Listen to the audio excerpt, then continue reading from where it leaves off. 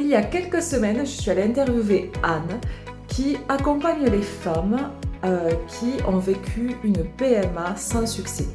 Elle raconte son histoire et elle a décidé d'accompagner ces femmes-là. Et du coup, je vous laisse découvrir comment elle fait, quelle est son approche et qui elle est.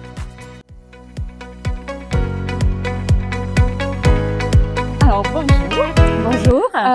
Est-ce que tu peux te présenter déjà? Oui, alors moi je m'appelle Anne et je suis coach en fait pour les femmes qui sont en PMA mais sans succès. Donc en fait j'accompagne les femmes en fin de parcours PMA qui malheureusement n'ont pas eu la chance d'être maman.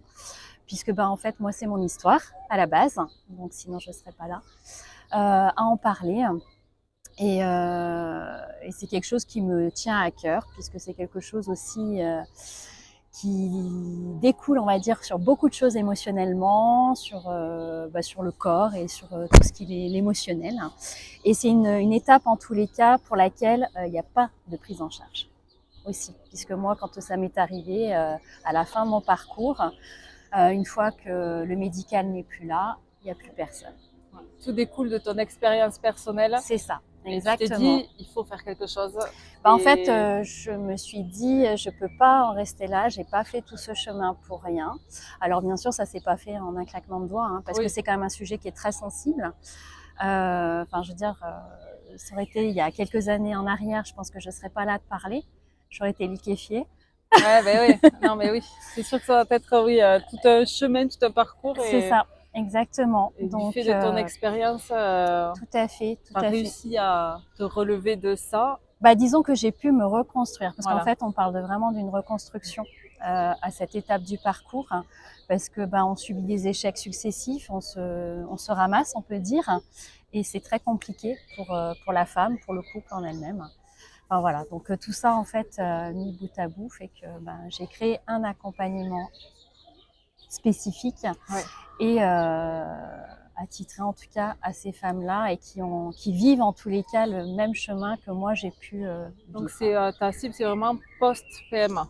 Oui, tout à fait. Ouais, tout à donc fait. Sans succès, voilà, post-PMA. Voilà, c'est vraiment pour les femmes qui malheureusement ont tout essayé et qui ça n'a pas fonctionné, ou après tout dépend aussi de leur histoire, de ce qui est fait par rapport à leur vie aussi. Des fois c'est que on peut pas toujours continuer suivant le cursus. Donc, Et tu accompagnes les femmes du coup dans ton secteur ou en ligne aussi, même tu vois à distance?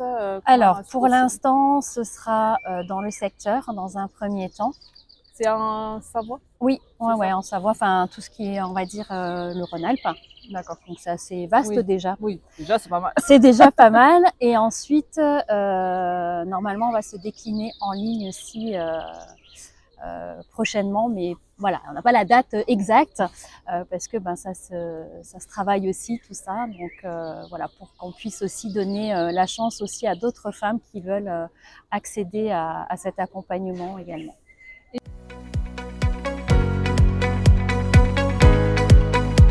De quelle façon tu les...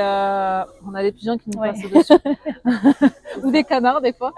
Et de quelle façon tu les accompagnes? Est-ce que c'est vraiment un travail de thérapie, coaching, ou est-ce que tu as des outils, des méthodes qui accompagnent ça? Alors oui, on va dire que c'est déjà du coaching avant tout. J'ai des outils bien évidemment que j'adapte par rapport à mon accompagnement, parce que c'est un accompagnement quand même pour le moment qui se fait en présentiel. Donc c'est sur 4 rendez-vous qui se fait en présentiel. Et en fait, de ces rendez-vous, en fait, il va y avoir plusieurs étapes à passer, de par les outils, mais aussi de par mon expérience, puisque tout ce que je mets et ce que je mets en place pour elles, c'est des choses que moi-même j'ai déjà expérimentées.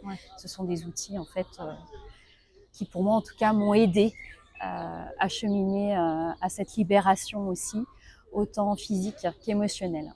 Oui, voilà, tu travailles vraiment sur les deux, le physique et l'émotionnel. Ouais. C'est pas qu'une reconstruction non, émotionnelle, mentale. Voilà, c'est vraiment sur toute la sphère, comme on dit, cœur, corps, esprit.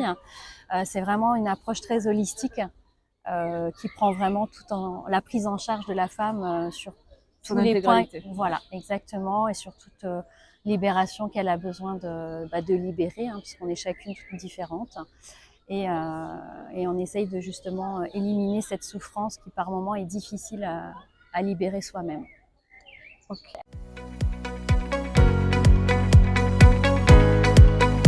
Est-ce que tu aurais un conseil à donner aux femmes et peut-être alors soit aux femmes en général, soit particulièrement du coup à ces femmes-là qui sont en post-PMA? Pour le coup, pour ces femmes-là, j'ai envie de dire qu'elles sont plus seules et que voilà, que moi je suis là, je comprends en tous les cas par quoi et par quel chemin elles passent. Et voilà, et je sais pas quoi dire de plus. Mais c'est vrai que je suis d'accord je pense que c'est important de se faire accompagner par quelqu'un qui l'a vécu, quoi. Je me dis, il y a plein de choses comme ça, plein d'autres thérapies, voilà, pour plein d'autres sujets. Et souvent, c'est juste quelqu'un qui s'est formé et qui vient t'accompagner. Et en fait, elles n'ont pas ce vécu. Je te dis, tu n'as pas vécu cette expérience-là. Ça va être compliqué de m'aider alors que tu sais pas peut-être par tout ce à quoi j'ai dû passer. Voilà, exactement. Après, tu peux faire toutes les études du monde, mais il faut le Voilà, vivre. c'est ça. Il faut l'avoir vécu. Il y a un truc un peu plus profond, émotionnel et sentimental qui est voilà, plus personnel aussi, je pense, hein, puisque c'est quelque chose que l'on vit à 2000% et on le vit dans nos tripes. Donc, c'est quelque chose après qui est difficile aussi à vivre seul. Pour moi, l'avoir vécu en tous les cas, et quand ça s'est terminé, malheureusement, il n'y avait personne.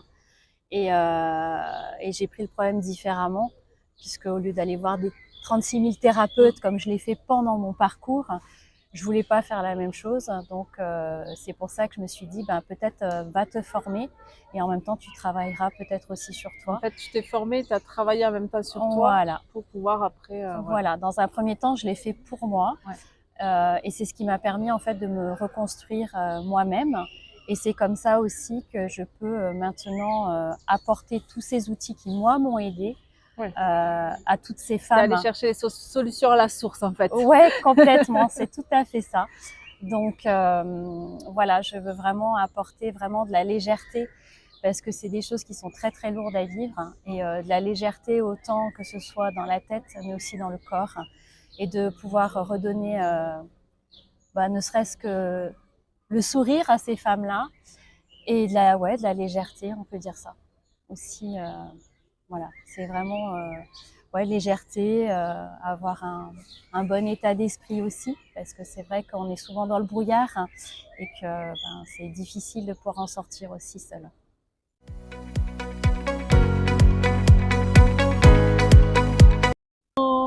On te retrouve aussi sur Instagram. Oui, alors si vous voulez me retrouver sur Instagram… Tu mets pas mal de réels avec des petits messages, des petits conseils qui peuvent peut-être déjà faire du bien à lire, faire du bien à regarder. Après, vous pouvez me retrouver sur PM Audacieuse, donc c'est p.m.audacieuse. Voilà. De toute façon, je mettrai le lien en dessous de la vidéo en description. Mais voilà, c'est sur Instagram. Et après, il y a un autre moyen peut-être essentiellement pour le moment sur Instagram. Et puis, voilà, et puis après, on verra, il y aura peut-être d'autres choses. Mais pour le moment, ce sera Instagram. Donc, on peut te contacter si on est dans cette période-là. Oui, complètement. Voilà, directement sur Insta. Enfin, voilà, ça, c'est très facile d'accès si ça répond en tous les cas à ces femmes-là, si elles s'identifient à ce que moi j'apporte en tout cas. D'accord, très bien. Voilà. Merci. En plus, tes vidéos sont faites de façon très légère et du coup, je trouve ça agréable du coup à regarder. Ah merci. Parce que du coup, c'est vrai que ça peut être un sujet compliqué, mais en même temps, tes vidéos ne sont pas lourdes, tu vois, dans le sens… Oui, non, puis je voulais pas de ça, puis en même temps, c'est pas trop moi non plus aujourd'hui. Voilà, c'est ça. Donc, il faut de la légèreté. C'est très bien. Je pense que c'est plus facile du coup de venir vers toi en ayant cette énergie-là en fait dans les vidéos. Je l'espère. Je l'espère. En tout cas, voilà, c'est moi. Voilà.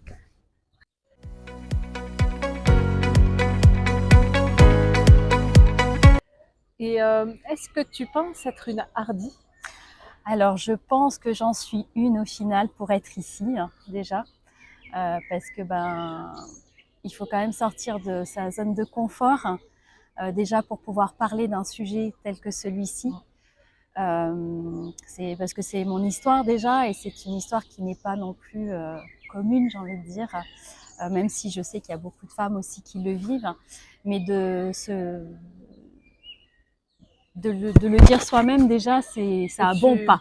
Et en plus, tu as osé avancer, justement, en dépit de toutes ces difficultés. Ouais. Tu as fait tout ça et tu as, ouais, t'as osé aller chercher, dépasser tout ça et Oui, voilà. dépasser, oui, reconstruire. C'est En pas, fait, oui, voilà, c'est pas dépasser. non, c'est pas forcément dépasser, Ouais. c'est de se reconstruire et de se prouver à chacun que oui, il n'y a rien qui est impossible dans la vie, et que oui, c'est possible d'être heureuse même sans enfant. Ouais. Voilà. C'est ça, c'est qu'il y en a, ils font le choix et il y en a, elles n'ont pas le choix. Et Non, voilà. Des fois, c'est que on n'a pas toujours, c'est pas notre chemin, même si on essaye maintes et une fois. Et des fois, ça se passe pas toujours comme prévu. Donc, et ça, faut savoir l'accepter. Et dans ce cheminement, c'est le plus dur, c'est l'acceptation aussi. Ouais. L'acceptation que ça se termine, l'acceptation de ne pas avoir d'enfant, et puis de se prioriser et de s'aimer aussi, parce qu'on se met beaucoup sur le côté. C'est vrai. Voilà. Et oui, parce que du coup, pendant tout ce parcours-là, tu penses qu'à une chose, c'est que ça fonctionne. Voilà. Et du coup, tu te mets de côté. C'est ça, complètement. Et il y a beaucoup de choses après qui sont très difficiles à vivre par rapport au corps aussi. Bon, c'est vrai qu'on ne l'évoque pas toujours, mais le corps en lui-même, c'est très difficile aussi pour la femme par rapport au chemin médicalisé. Oui. Quand on se fait des piqûres d'hormones, voilà, c'est pas anodin.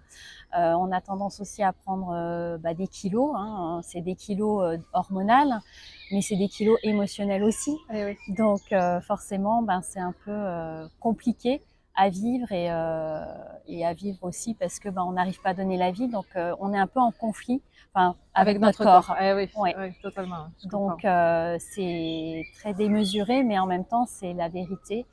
Et ça aussi, il faut le comprendre et il faut passer par là pour se dire que non, il faut pas que notre corps soit notre ennemi et plutôt notre ami, justement. Voilà, il faut apprendre à l'écouter, à le comprendre et à vivre avec sérénité. Voilà, exactement, voilà. Et voilà, tout simplement. Donc tout ça en fait fait partie de tout ce cheminement. Et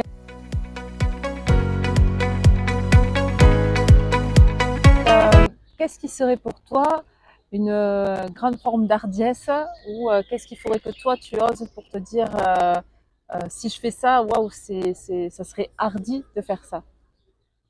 Je pense que ce que je fais déjà, c'est déjà bien. Parce que c'est quand même un bon dépassement de soi. Mais c'est surtout aussi je pense c'est déjà de savoir qui on est et de savoir se comprendre aussi. Ça, c'est un gros point pour une femme. Et puis d'être soi-même aussi, voilà quoi. Donc et de s'écouter et voilà, il n'y a pas de mode d'emploi, j'ai envie de dire, pour ça. Non, c'est vrai que voilà, c'est vrai que les formes d'hardiesse peuvent être des fois qu'est-ce qu'il faudrait que je fasse pour si je faisais ça, ça serait vraiment waouh, un dépassement de soi, une sortie de zone de confort. Ouais. Et c'est vrai que voilà, ça peut être une action où toi c'est être un peu comme Lydia, c'est un peu dans la même sphère, être soi-même. Voilà, être soi-même et puis de savoir s'écouter et puis voilà, en fait, c'est le plus important, j'ai envie de dire, voilà, pour retrouver, on va dire, une once de paix et de sérénité avec soi-même pour être bien aussi avec l'extérieur, avec nous-mêmes. Voilà, c'est le plus important. Ok, merci beaucoup. Mais de rien. Et à plus tard. Bon, là, plus tard, maintenant de suite pour l'apéro et après, à plus tard pour la vidéo. J'espère que cette vidéo t'a plu. Tu peux liker, t'abonner ou partager cette vidéo. Et rejoins-moi sur Instagram pour plus de conseils. À très vite!